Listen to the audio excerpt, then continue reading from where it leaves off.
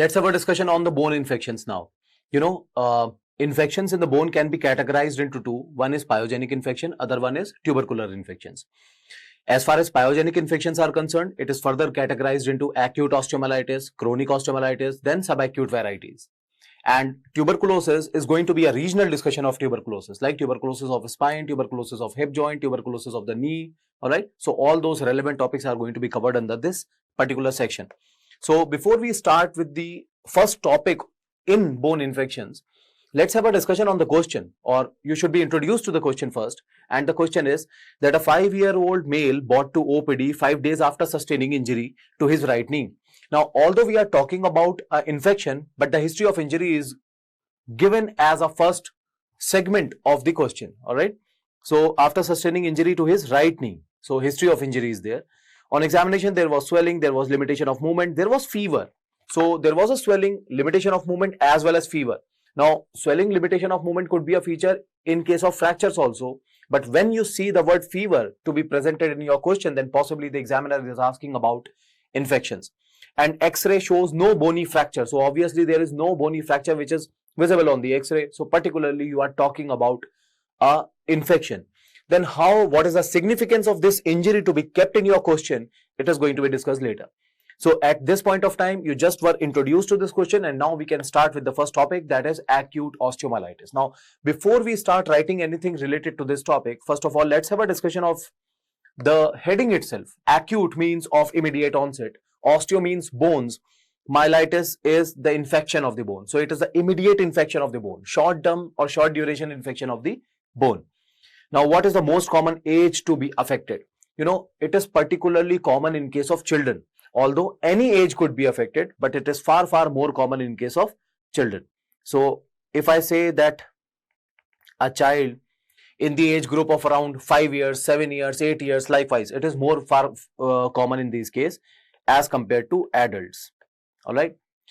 Now, why is it more common in case of children? You will come to know after some duration of time. Next is, what is the most commonly affected bone by this infection? Now, as far as children are concerned, in case of a child, the most common bone to be affected is distal femur and proximal tibia. All right. So these are the most common site to be affected in case of a child. While in case of adults, the most common bone to be affected is a vertebral column, that is spine. All right. So vertebral column is the most common site in case of adults, while in case of children, it is distal femur, proximal tibia are the most common site. Next. Now, what is the most common site to be affected in a single bone? You see, now in a bone, as you already are aware of the fact that there are multiple segments inside a single bone. Now, if we talk about those segments, let's have a discussion on, for example, if this is a bone of the child we are discussing, so it would be having metaphysis, epiphysis and a diaphysial region. So it is epiphysial region. You already are aware of this. We have already discussed this when we were talking about the introduction or introductory part. Then this is the metaphysial region. And finally, it is the diaphysial region. Similarly, we are having a distal metaphysis and distal epiphysis also. So out of these multiple regions of the bone, the most common site to be affected by this infections is the metaphysial region. So metaphysis is considered to be the most common site to be affected. Now, there are reasons for that why metaphysis is considered to be the most common site, or why metaphysis is more commonly affected. The reasons could be divided into 3 categories. The first reason obviously is the vascularity. All of you are aware of the fact that, out of epiphysis, diaphysis and metaphysial region, the metaphysial region is cancellous region of the bone. Because it is cancellous region, so it is more vascular because it is having lesser density. So per unit area of the bone in the metaphysial region is more vascular. Now, all of you have heard about the word blood agar or the chocolate agar. These are the culture media for the growth of the organism, and the nutrient in that culture media is blood.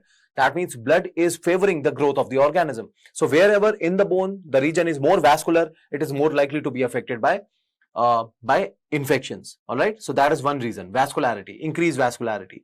Second reason is a hairpin loop arrangement of the blood vessels. That is hairpin loop blood vessels. Now, what do you mean by the term hairpin loop vessels? You see, the blood vessels can be categorized into 2. or blood vessels are of two types or could be of two types. One is a straighter vessel. This is blood vessel A, for example. And the other one is tortuous blood vessel. This is blood vessel B, for example.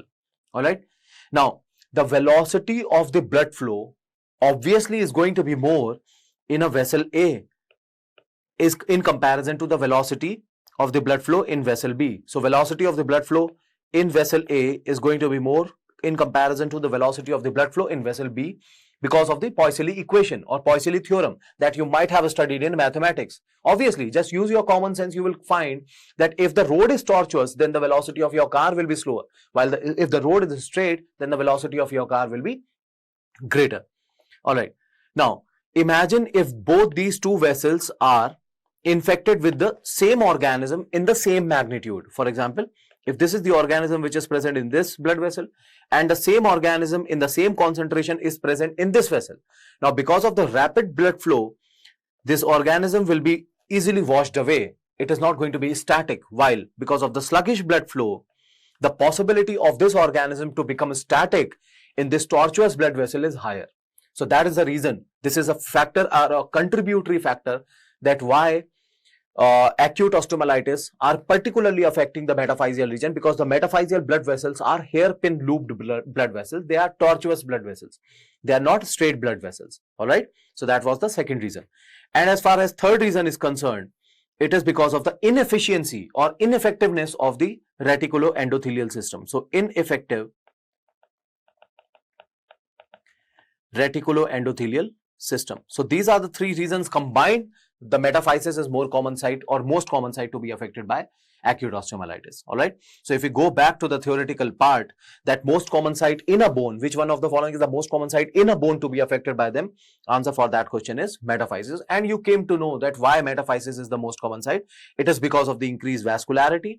It is because of the arrangement of the blood vessels, and it is because of the ineffectiveness of the reticuloendothelial systems. All right. So that was about the introductory part of the acute osteomyelitis. Next, what is the most common organism which is isolated from acute osteomyelitis, or what is the most common organism which is responsible for causing this acute osteomyelitis? So in 90% of the cases, what you get is Staph aureus. All right. The most common organism for causing acute osteomyelitis or isolated organism from acute osteomyelitic lesion is Staphylococcus aureus. All right. The most common organism. But you know, in case of sickle cell disease, because of unknown reason, if the patient is having a sickle cell disease and he is suffering from acute osteomyelitis because of unknown reason, Salmonella is also very commonly isolated. All right. Therefore, whenever you are going for the empirical management of this condition, the drugs against Salmonella infection should also be given to the patient. Hope you have understood the concept behind. So in sickle cell disease, Salmonella, because of unknown reason, is also considered to be the common organism. Otherwise, the most common organism isolated is the Staphylococcus aureus. Now, coming on to the clinical features. Now, at this point of time, you very easily can tabulate what all are going to be the clinical features for acute osteomyelitis. Imagine a patient who is having a infection in the metaphyseal region surrounding the bone, leading to the formation of the abscess. Then what all will be present? First of all, there will be a history of injury. There will be a history of injury. Now, although this injury might not be a major contributory factor for this infection to develop, but the parents who are coming with the child who is having infection will always give you a history of injury prior to the course of disease. Although this history of injury is not significant because it is not a contributory factor for this condition, or might be a lesser contributory factor, but history of injury will always be present. All right. So if in a question you get this history of injury, like a sample question that I gave you in the beginning of the lecture, that a 5-year-old male brought to OPD 5 days after sustaining injury. Now, although this injury has got nothing to do because there is no fracture, there is no soft tissue injury, this injury history will always be provided to you because practically the parents will always give you a history of injury, despite the fact it is considered to be insignificant related to this condition. All right.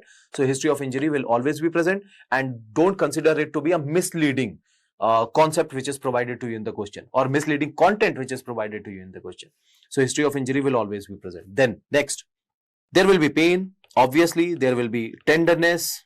There will be limitation of movement. All right. When you try to move it, then the child will start crying because of the collection of the abscess, and there will be swelling. So all these features would be present if a patient coming to you with the acute osteomyelitis for that particular limb. Now, all these clinical features are also similar in case of fractures also. Like in case of fracture, there will be pain, there will be tenderness, there will be abnormal mobility also, but here there will be limitation of movement and there will be swelling. But one feature which is very importantly highlighted is a presence of fever or a history of fever. All right. The patient will be having a fever because the patient is suffering from infection. So these are the clinical features which you have to think about. Although these clinical features are not exactly going in the direction that you will make the diagnosis of osteomyelitis, but if all these clinical features are also having fever in its content, then possibly the examiner is asking about infections, because fever will always be present. All right. So based on these clinical features, you came to know that possibly the patient is suffering from infection of the bone. Then what you will go for? You will go for the laboratory findings. That means you will go for the blood investigations. Now in that laboratory finding, what you will get? One point is that there will be raised total leukocyte count. Now all of you are aware of the fact that 4 to 11,000 is the normal leukocyte count, but in case of acute osteomyelitis, there will be a raised TLC, and because the condition is acute, means it is not chronic, it is of less duration, then there has to be raised neutrophil count also. All right. So there will be neutrophilia. Neutrophilia in the sense that there will be, if you go for the differential leukocyte count, then there will be raised polymorphonucleocytosis, raised neutrophil count. Then because it is an acute event, it is also inviting the inflammatory processes. There will be raised ESR, erythrocyte sedimentation rate, and raised CRP. So these are the laboratory findings. When you see the patient in the emergency or in the OPD, you are suspecting him to be suffering from infection. You go with the clinical features, you go with the laboratory findings. So these are the laboratory findings. What next? Then you will have to go for the radiological investigations. That means the X-rays. Now, as far as X-rays are concerned, there are two typical findings that you have to focus on, particularly in case of X-rays. The X-ray finding for acute osteomyelitis.